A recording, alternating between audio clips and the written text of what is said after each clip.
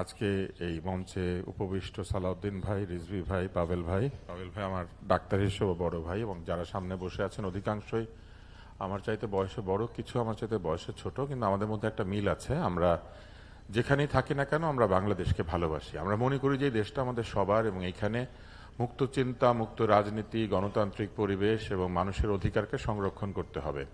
বাংলাদেশ জন্ম নিয়েছিল একটি গণতান্ত্রিক রাষ্ট্র হিসেবে সামনের দিকে এগিয়ে যাওয়ার জন্য। বাংলাদেশ জন্ম নিয়েছিল এই দেশে যারা দুর্বল, যারা অসহায়, যারা মজলুম, তাদের অধিকার রক্ষা করার জন্য। বাংলাদেশ বৈষম্যের বিরুদ্ধে দাঁড়িয়ে যুদ্ধ করে স্বাধীন হয়েছে, এবং বাংলাদেশের এই যুদ্ধ আপামর জনসাধারণের যুদ্ধ ছিল।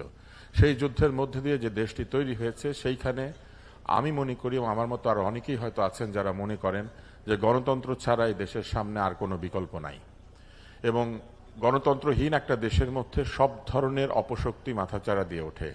মানুষ নিজের জন্য কখনো খারাপকে বেছে নেয় না, মানুষ নিজের জন্য কখনো ভুল কিছুকে বেছে নিতে চায় না।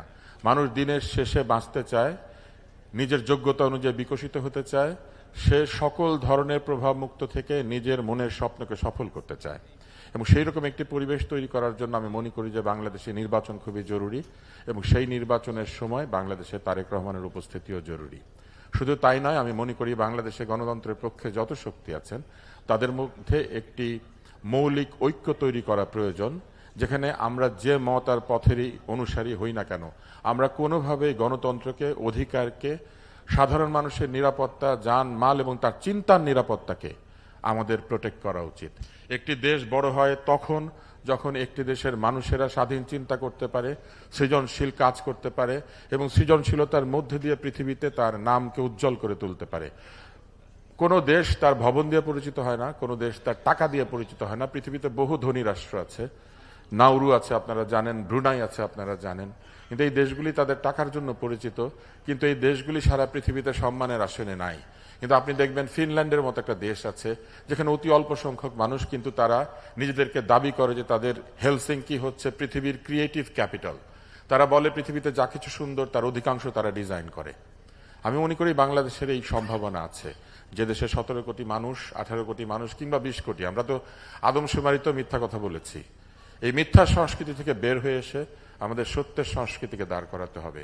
আর সকল গণতান্ত্রিক প্রতিষ্ঠানকে, সংবাদপত্রের উপর আঘাতকে, সাংস্কৃতিক প্রতিষ্ঠানের উপর আঘাতকে আমাদের নিজেদের উপর আঘাত বলে মনে করতে হবে।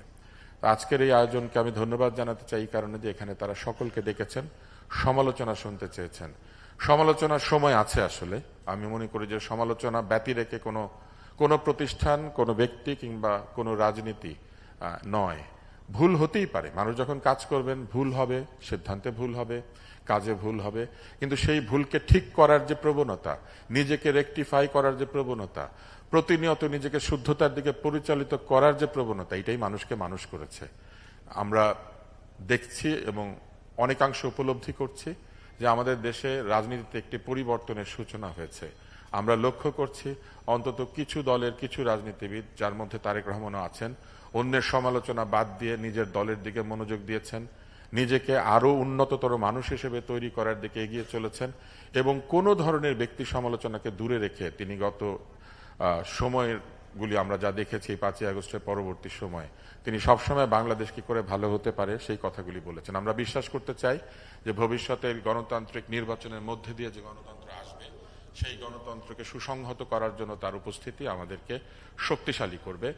তিনি দিক নির্দেশনা দিবেন, তিনি আমাদেরকে জানাবেন তার পরিকল্পনাকে, এবং জনগণ যেহেতু নিজের ভালো বোঝে, জনগণ তার স্বাধীন সিদ্ধান্তে, ভালো সিদ্ধান্তগুলোর পেছনে দাঁড়াবে। কোথাও ভুল হলে সেটা সমালোচনা করবে, এবং কোথাও যদি সাহায্য প্রয়োজন হয় দলমত নির্বিশেষে ভালো কাজের পেছনে দাঁড়াবে। আপনাদের সবাইকে অনেক ধন্যবাদ।